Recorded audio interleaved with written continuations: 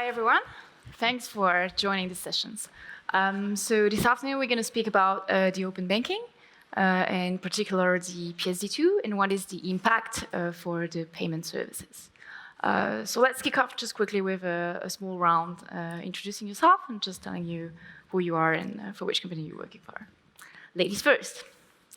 I'm Lisa, Head of Business Development at Saltage, and we power up open banking. Pretty straightforward. I'm Steve, current Cloud. We're an FX and payments engine, so we've automated the business process around cross-currency management and international payments. Ian Johnson from Marqeta, modern card issuing platform. So we sit in between Visa and MasterCard and financial services companies and help them issue payment cards. Okay, thank you, guys. So we've got a full range of different payment services here. So I will say that my first question is, what the hell is open banking?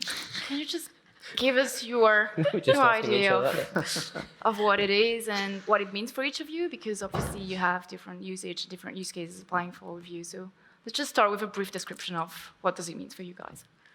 Well, I think in our case, we were kind of doing open banking before it was named open banking. Because the point of the company was how can we actually share financial data freely so we can enable fintechs, lenders, and other companies to create better services by opening up the financial space. We called it at that time data aggregation, but now we kind of call it the open banking, and it kind of enlarges the scope.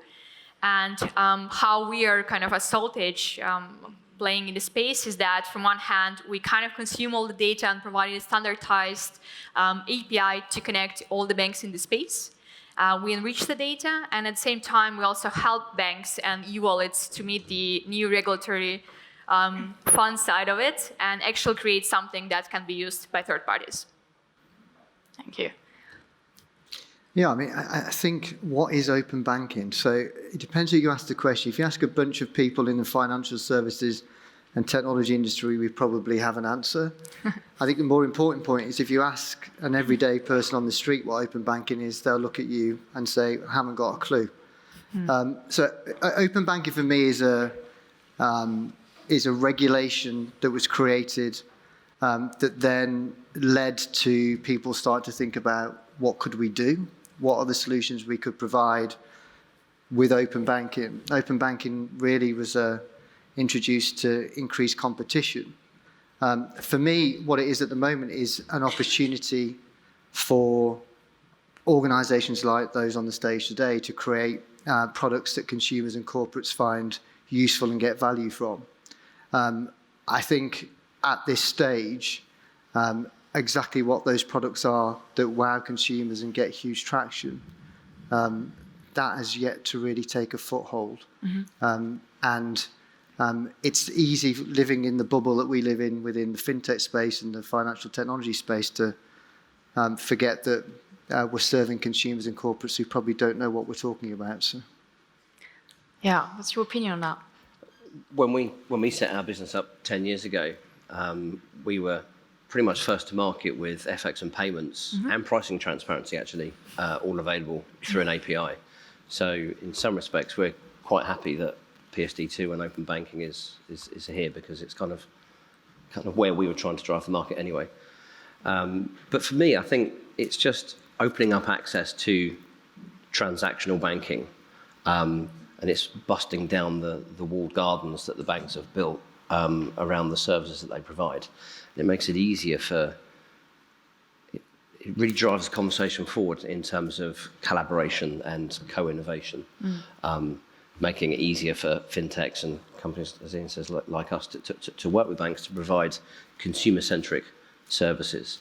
It makes it easier for consumers to perhaps see all of their banking relationships or all their transactional service providers in the same place. So from that perspective, if it does lead to a better experience from a customer point of view, I think it's got to be a good thing. It's a good point. So if we zoom out a little bit, like for a second, and take the consumer point of view, what do you think is the key benefit for the end consumer? Because all you said is something that's mainly happening in the background. But the final result that this regulation is trying to achieve is to have a different result for the end consumer. What is your opinion on that? What can it bring? The thing that excites me most about the capability of open banking is really being able to provide financial products to more consumers by having better data aggregation and access to data that informs better decisions around the ability to open a financial account, get credit. That type of data aggregation that's not been available, that's the piece that I find particularly exciting about what open banking provides. I'll be the first to say that I'm not quite so excited about having the ability to see my different kind of account balances all in one app. That doesn't, but the notion of knowing that I've given permission to an organisation to look at my financial data to make better decisions on my behalf, I really welcome. And I think the ability to take that one step forward and get to a situation where organisations can provide proper financial management to me, to point me in the right direction about how to use available funds, when to use credit facilities, those type of things that help me save money, make better investment decisions. Those are the things that would get me personally really excited. So it's really the use of data to make better decisions that I think is the most exciting part. That's a good point that you're raising here. By making these information more available, we also putting a little bit of a risk in the game of who can have access to those different informations. What's your feeling on the threat that we will be facing by making this information more available to different third-party providers? I think we live in an era where the concept of privacy is dead, isn't it?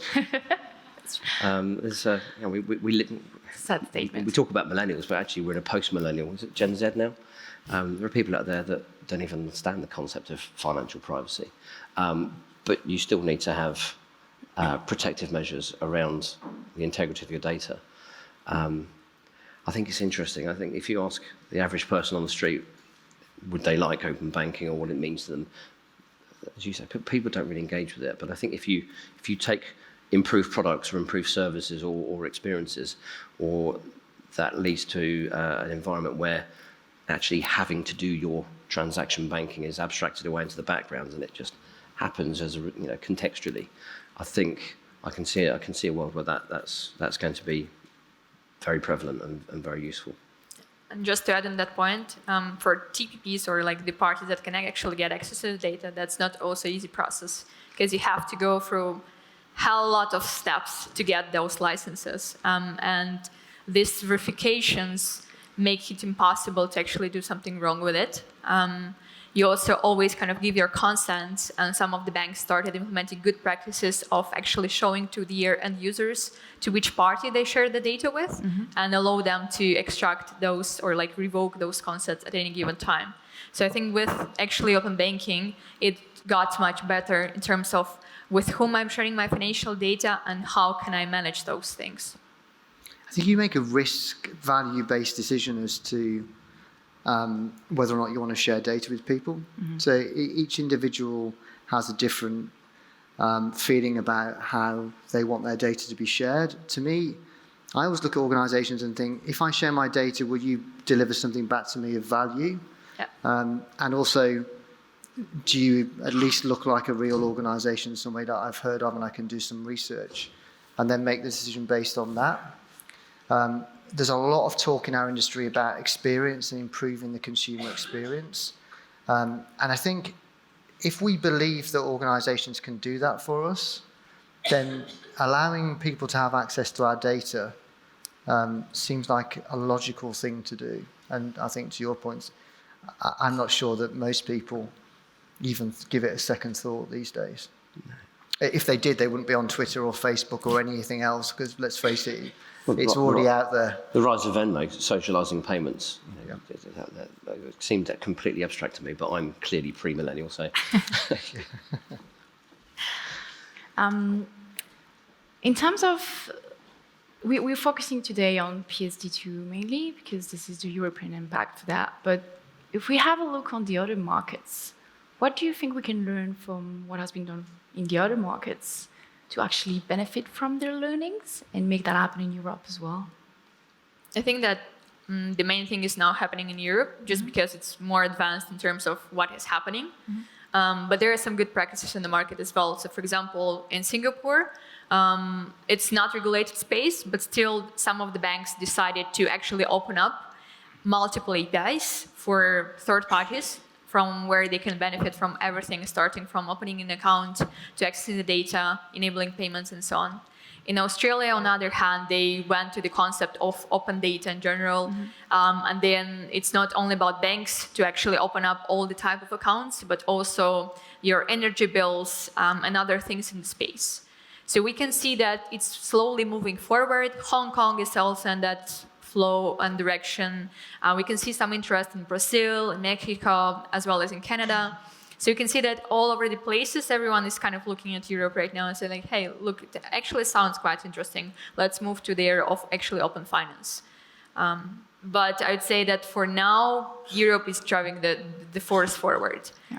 I think open banking has really taken hold in Asia Pacific as well, though, hasn't it? I mean, that whole region is a lot more advanced in terms of, I'm going to say fintech, but I remember being at an event in Madrid a couple of years ago, and Neil Cross, I think his name was, the head of innovation at DBS, was talking about fintech and innovation in the West, in Europe, as being a bit like lipstick on a pig. There's nothing really new, whereas the real innovation is happening in Asia, and particularly with China and the Chinese platforms.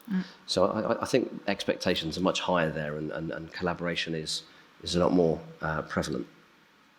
I think they're starting from in Asia Pac, you're starting from an almost clean slate, whereas we have the word legacy kind of banking infrastructure has been around for a long time, and we're trying to deliver new valuable propositions in and around that, whereas that's not necessarily the case in some of the APAC markets, where they have a kind of cleaner runway just to get on with innovation. I mean, I think the thing for me is what we don't have a learning of at the moment is how people are going to make money from providing services based around open banking. So certainly organisations like SaltEdge, not dissimilar to a Marqeta, who are the infrastructure and tools that sit below the brands, we know how we make money. The question is, what's the longevity of some of the propositions that go to market? How do they make money? Because at some point, what we've seen is consumers or corporates have to start to pay for some of the value that's delivered to them by this community. And there are many instances where at that point, the best user experience in the world suddenly has no value and the consumers run away from it.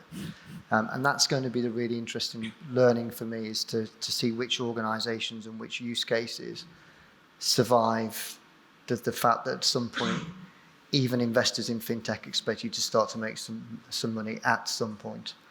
So. What do you think is the key next steps that people need to do in here to actually be able to provide this end consumer journey? Do you see the regulator being kind of putting too much regulation in place that slow down a little bit these processes? I think regulation is only going to become more onerous, isn't it? It never steps back, never gets easier. I do think it's interesting, though, that you've got a regulatory initiative that's actually driven forward the initiative, driven forward the agenda in terms of open banking and collaboration. And there are good things and bad things to come out of that. But I think it's quite unusual that a regulator has actually really pushed forward the notion of open APIs and forcing organisations to make themselves more easy to collaborate with. Maybe just to add on that point, I think like literally all the markets in Europe are acting so differently, and even though it's kind of pushed by regulation, I would say that based on the best cases from the market, where you could actually see that the customers are adopting and are benefiting from it, maybe some premium APIs will be added by the banks as well. These are going to be the driving force of moving the market forward, because regulation, unfortunately, is not enough, as we can see. Some of the countries are lagging very, very behind, even though the regulation is out there. And I think that the only best cases on the market would actually make an impact on it. What can we do at our levels to handle a bit this market discrepancy? Well, I mean, in our case, we have to deal with it. So we integrated around 500 APIs right now. It's a mess. We actually have 40 developers doing it full time. And still, they really hate it sometimes. I think roughly maybe 10% of all the banks that we connected actually did a good job. And you can actually integrate the API easily. 70% of them are kind of workable sometimes. But we can say that they're not really good for payments. You can only do something about the account information. And there is 20% that you can't just connect. So like there are some markets where they invent things which are not existing. Like as a TPP, you need to bring some documents like physically to the branch office, or you have to have some specific additional registries that you get from specific bodies only in that particular country. So there is a lot of fun happening on the market. And what we're doing is that we actually provide all this feedback together with FData to the European Commission, so that from the EBA level, they can actually influence the regulators who did a bad job at giving exemptions to the banks in the countries where the API don't work at all. So this is something that, let's say, we try to contribute at least a bit. It's interesting. You've got a team of developers that don't really have a choice in the APIs that they integrate with. There's no selection process they can go through. So they have to work with some hideous APIs, whereas every other organisation that it's collaborating with is through choice, through a vendor selection process.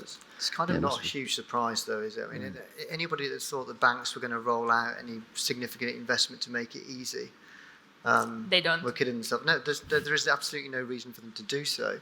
Redefining the term minimum viable product, Exactly. Minimum viable API. Yeah, exactly. Yeah, but at the same time, we actually have some good examples on the markets where they actually try to kind of create premium APIs that they can monetize on as a bank, but at the same time to provide some value to TPPs. Most of them were around lending use cases where you can actually get better fees, or you can actually get a loan from the bank straight away via API, some opening of some accounts like savings, deposits, and so on. So there are some good examples on the market. Not all the banks decided to kind of back off and do minimal stuff. But I think that it will take at least several years to get to a point where you can actually say that now Europe it's actually have good open banking experience. Do you also have good examples in currency cloud area where you've seen these open banking implemented in the right way, or that you would recommend people to We've do it been around? integrating with banks since before banks really started publishing APIs of fixed connectivity. And it was a horrible process. You had to go through an onboarding process to sign up with the bank as a supplier. But then you'd be given your appointed slot to have the support that okay, the bank will now work with you in this 3-month window, and if you're not ready, then you miss your window. So having open APIs that you can self-serve effectively is much better. It's just the way it should be. I mean, from a Marqeta perspective, we're really our business is having people integrate with our APIs as opposed to integrating with banks. I think we're in the process of looking at what the future role of Marqeta is within open banking, and that's all based around where do we believe we can add some value. Because we talked briefly this afternoon, there's some great organisations doing some really good open API work already, and therefore, what incremental value can we bring to the marketplace by getting involved in open banking, and what do our clients really want us to do? And that all comes back down to the consumer demanding products that can be serviced by open banking and by this ecosystem, which, again, it's difficult for me to point to one single example of an organisation that makes me go, wow, that's the power of open banking in practice. you may have a different view. I mean, obviously apart from Salt Edge, clearly. But No, I mean, like, actually, we are powering up the routes, but still we don't provide any, let's say, customer-facing product. So this is usually our customers that would do it. And we have really good examples, both from the banks and from fintechs that are doing it. So for example, some of our clients, like we have Clio, which is a chatbot in the UK. And then they allow you to connect your bank accounts. And based on that, they would advise you on what you can do about it. Exactly what you said. The other guys like Oval Money, they are rounding up and help you save, especially for young people, because that's kind of really hard for them. The others are helping you on loans and so on and so forth. Like, for example, when you get a credit card or you want to apply for a loan, but you just literally, you're an expat, so you just came from another country, you don't have anything from a credit bureau that you can get on. And then, for example, by connecting your bank from other country, you can actually get access and get a service that you deserve just because you can do it now. So there are some good practices on the payments, actually. On the asset management, we help them to kind of improve the process of being able to make the payments for the invoices as well in some ERP systems. So there are some good stuff, but still it's a lot of working process, especially on the payment side, because right now with open banking, payment experience really sucks. I mean, that's like, I don't see a high value or like high user adoption in the retail chain. So I think that there is no way the cards are going to be replaced just because it's really, really bad. I think touching on what you said something earlier, there was a bit of a sense of anticlimax when post PSD2 came into force, and there was lots of blogging and articles on, is open banking a disappointment? Is it a letdown? And I think if you compare open banking to the internet, it's not quite 1994, but it's still got a long way to go. It's in motion. It started, but it's got a lot of maturing to do, I think. And it's forcing a thought process. But you can't get the world's banks to. I'm saying banks in particular, but the world's financial services companies to coalesce and collaborate and immediately start playing nice together. Mm-hmm. There's going to be some fantastic business models that come out of this. The open APIs is just an enabling technology. It's the business models and the products and the customer-centric services that will fall out of this over time as use cases evolve. So I think the best days are ahead of it, but there's clearly a long way to go. I think the analogy of the internet, I mean, that's a great point, that this was something that was not created for the sole purpose of making our lives easier. It was just something that was actually created for something quite different. And then when it arrived, we were presented with these possibilities, and organisations rushed off to build a ton of things that they thought we all wanted, only to find out that we didn't want the vast majority of them. And we will have something similar with open banking. There will be a lot of things that get developed and fall by the wayside, but from those scenarios, similar to fintech, there will be some that rise through, particularly use cases, organisations, that will become part of our everyday existence. They're just not there yet. Yep. Future will tell us. You spoke earlier about the collaboration. I think that's an important point. How do you think the collaboration between the different banks, third-party providers, partners like you should be done to let us sprout this open API and use it to the top max? I think this industry generally has a very open and collaborative mindset, that the people approach things with a level of interest to try to understand how we could work together.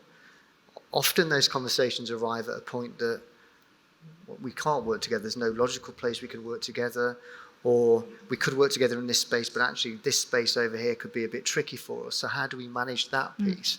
Whereas in kind of previous roles and in years ago, that scenario would be just a tiny little hint of a reason why not to work with somebody would be enough for the door to slam shut.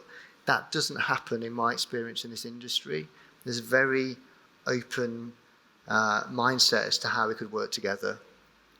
And I think increasingly organisations like ourselves are building our own ecosystems of partners where we acknowledge that we're not best placed to develop a particular solution. And even if we were, how long does it take?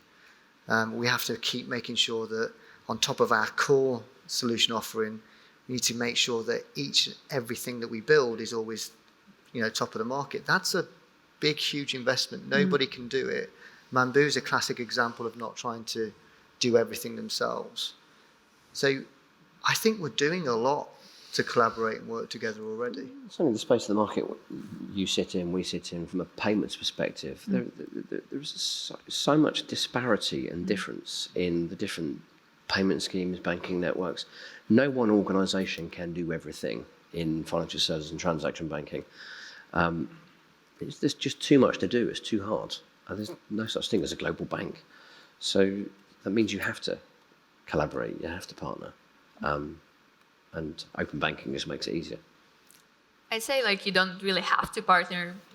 If you want to survive, you would. But otherwise, that's kind of some of the banks, precisely the old ones, they don't really, or they kind of are against a lot of fintechs. It's slowly changing, but what I can see in the market is you have to find a use case to work on, and then you when you have a problem, you're trying to solve it, then you find the right partners to fit in. And this is what brings the most value, because when you're trying to think how can we work together, you always, or at least in our case, we always think about the use case and the end customers that would benefit from it. And this is something that brings the best and the most valuable partnerships at the end of the day. I think if you look at this from the position of the technology first, you end up having a solution looking for a problem to fix. Whereas if you look at it from the customer's perspective, I think the previous panel were talking about this as well. If you look at problems from a customer's perspective, and then look at the new tools at your disposal, the new ease of which you can collaborate, then it puts a different perspective on things. But if you come at this from I've got a bunch of APIs, what can I build? It's just too much to think about, isn't it? I mean, we're going to head towards an interesting point, because whilst I don't believe we're necessarily living in a fintech bubble, I do believe that there's going to come a point when investors expect people to start to make money. And a lot of solutions that are developed to delight consumers and give better experiences it's not necessarily easy to see how they're going to make money in the long run. And at the moment, that doesn't appear to be too much of a concern. Quite frankly, I'm sure the investment companies spend a lot of time analysing, but at some point the level of investment will slow. And the question then will be, what happens to innovation around open banking, PSD2 and collaboration then? Does everybody kind of retrench and kind of shrink back in and stop and just focus on their core business? Or do we continue to try to find new ways of creating new solutions that add real value to the market? But I do that. My team will tell you that I sound like a stuck record on a regular basis. But ultimately, everybody in this room is paid by an organisation to do a job who expects us to deliver revenue and profit. And if we're delivering and building solutions that don't deliver revenue and profit, then we won't have jobs for very long. So we've got to be realistic about what we're developing and what we're taking to market. Yeah, that's a good point. The cost aspect of it is always something that people will be looking at it. We talk a lot about the tech perspective, and you raise a good point about the end consumer. So how does your client approach you? What is the things that they're asking you to solve? Well, I think in our case, we're in super lucky space, because I think now open banking is the main buzzword. Everyone talks about it. No one have any idea what it is or how to make money out of it. But still, because we are kind of associated a lot with open banking, we are in such a good position that we literally got most of our clients just coming in. We don't really have to do anything about it. So in our case, it's a bit hard, but what we are hardly trying to do is to make sure that we're actually solving a problem at the end of the day, especially when we're working with fintechs, for saying I just want to use open banking. My first question would be what you're trying to do. So whom you're trying to solve, what is your target audience, what you're actually want to resolve with open banking. Because otherwise there is no point to work with that companies, because maybe they will live with some investment money, but they will die soon. So for us, it's crucial to try to find those problems to work upon and actually deliver some point in open banking where it's not a buzzword, but it's actually problem solution which unites by the open banking. I think for me, that open banking isn't something you sell. Collaboration isn't something that you sell. The technology doesn't make changes. It's the new business models that you can come up with, the new problems that you can solve, the new customers you can service as a result of that enabling technology, open APIs, or movement in open banking. I don't think it's something you can go and sell conceptually, apart from maybe in your case. But. Yeah, I think that's a great point. Trying to find what the problem is and fixing the problem, making sure you can monetize it again. Those are the key things. It doesn't really matter how the underlying technology and how you get there. That's the challenge, and that's what, when clients come to Marqeta, that's what they expect us to help them with. They're not the experts.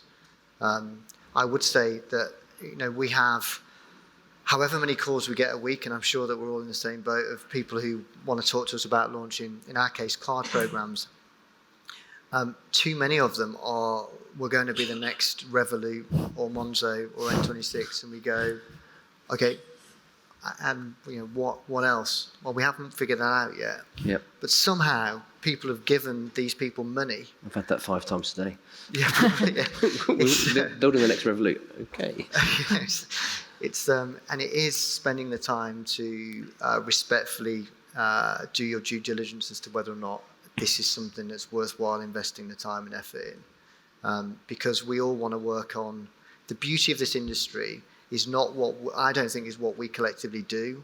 It's the outcomes that we allow our clients to deliver to consumers and to corporates. That's a really exciting part. If you can be part of something that adds meaningful value to consumers or corporates, that's exciting stuff. For me, it's never been as easy to collaborate, and it's never been as easy to effectively go and build something like a Revolut. Okay, it took them 5 years, but they've shown the way. And obviously the next Revolut is going to be something completely different. But getting to that point is now the minimum bar. But it's a lot easier than it was when they first set out. Even 5 years is an eternity in this market, isn't it? It is. I mean, the most interesting conversations that I've had with one of our clients was that they weren't going to build the next Revolut, but they were going to take the Revolut and Monzo model, and they were going to take it to the next level. And they were going to take it to the next level by becoming that personal financial assistant for you, by using the data that they had, by using artificial intelligence to make decisions and prompt you about the right way of doing things, which to me is much more exciting, because no industry stands still, and the next wave of great financial services products will build on what the likes of Monzo and N26 and Starling and Revolut have done already, and they'll take it to the next level. Contextual banking. We went and had a meeting with the open banking trustee, Imran. Have you met him?